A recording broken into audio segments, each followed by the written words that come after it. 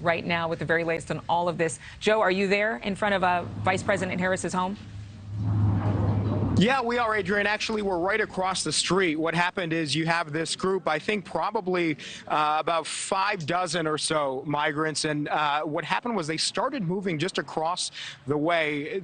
Nobody from the mayor's office or law enforcement, as far as we can tell. We saw that there were 1 or 2 people leading this group over here. They started to walk, so we started to walk with them, but then they sort of abruptly stopped here. We think that the people leading this group are actually the heads of aid organizations.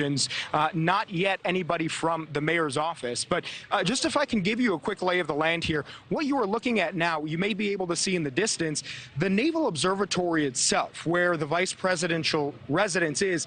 It's not some normal house, right? It's not a neighborhood. This is a heavily fortified area, as you might imagine. So there is a gate outside with quite a lot of law enforcement there. This group was dropped off just on the grass in front of the gate, and they had been there all morning. What you are seeing now is, again, probably 4 or 5 dozen migrants who don't know where to go. There are maybe 2 people giving them some sort of direction, but nobody in an official capacity.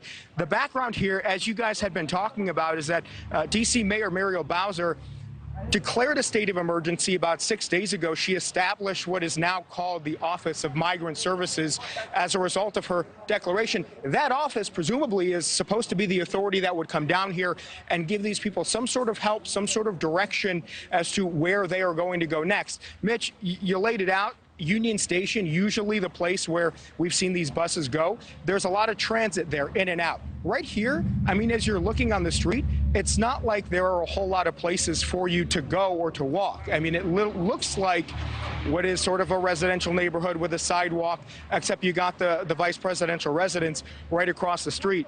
So not a lot of direction. If you can just bear with me here for a second, we're trying to get a better picture of one person who seems to be giving this group some kind of direction. But again, I want to emphasize there's a lot of confusion out here, and everyone seems to just be waiting for somebody to tell them where to go, what is next, what is to be made of their lives here at this point, because nobody seems to really have any clear answers. Again, we're waiting to see if somebody from the mayor's office does come down here. I have reached out to the mayor's office, have not heard back yet. So far as we know, and again, we're working on this assumption until we hear otherwise, Mayor Bowser's office was not given a heads up that these 2 buses and all of these people were coming.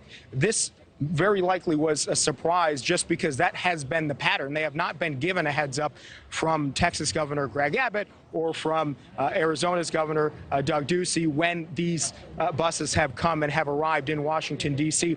and in other places. So these people, at this point, doesn't seem like, again, there's a lot of direction. We're going to be here on the story, and we're going to continue to get more information for you guys throughout the hour as it comes in. But this is a situation right now as it stands. And guys, we will send it back over to you. Yeah, thank you very much, Joe. I know that recently Vice President Harris had spoken and saying that our border is secure and that we have to fix the problem.